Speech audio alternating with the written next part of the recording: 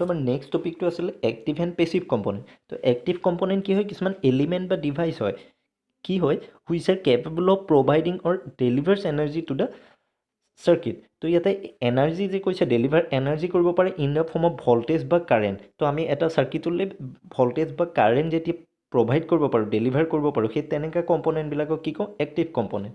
এতিয়া আমি এক্সাম্পলত দেখিছোঁ যেনে থাইৰিষ্টৰ এচিয়াৰ মছফেট এইবিলাক আমাৰ কি হয় এক্টিভ কম্পনেণ্টৰ এক্সাম্পল হয়। এতিয়া আমি পেছিভ কম্পনেণ্ট চাওঁ। চ' নেক্সট আহি গ'লো আমাৰ পেছিভ কম্পনেণ্ট। পেছিভ কম্পনেণ্টবিলাক কি হয় which do not require any external source for the operation and are capable of storing energy in the form of voltage or current in the circuit. তো আমি কি গম পালোঁ এক্টিভ কম্পনেণ্টত আমাৰ কি আছিলে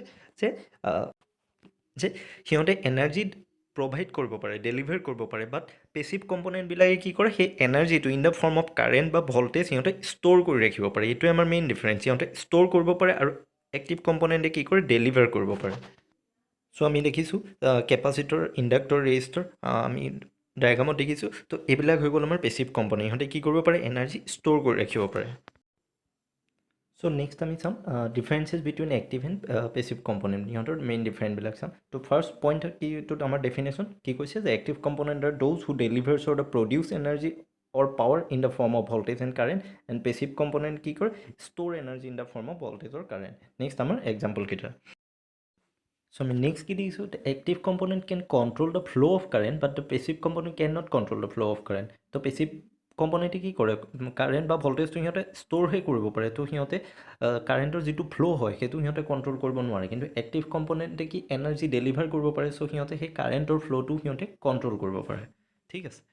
চ' নেক্সট কি কৈছে এক্টিভ কম্পনেণ্ট আৰু এনাৰ্জি ড'নৰ, কিয়নো সিহঁতে কি কৰিব পাৰে এনাৰ্জিটো ডেলিভাৰ কৰিব পাৰে, প্ৰডিউচ কৰিব পাৰে। তো সেইকাৰণে সিহঁত কি হ'ল এনাৰ্জি ড'নৰ, বাট পেছিভ কম্পনেণ্ট আৰু এনাৰ্জি একচেপ্টাৰ। তো সিহঁতে কি কৰে ভল্টেজ বা কাৰেণ্টটো ষ্ট'ৰ কৰে, সেইকাৰণে সিহঁত কি হৈ গ'ল এনাৰ্জি একচেপ্টাৰ। নেক্সট কি কৈছে active component requires an external source for the operation, which the passive component do not require any external source for the operation. তো এক্টিভ কম্পনেণ্ট কি হয় সিহঁতে এনাৰ্জিটো যেতিয়া ডেলিভাৰ কৰিব লগা হয় তো সিহঁতক এটা এক্সটাৰ্নেল চ'ৰ্চ লাগে, বাট পেছিভ কম্পনেণ্টে নিজেই অলৰেডি ষ্ট'ৰ কৰিব পাৰে। তো সিহঁতৰ কাৰণে এক্সটাৰ্নেল চ'ৰ্চ নালাগে, দৰকাৰ নহয়।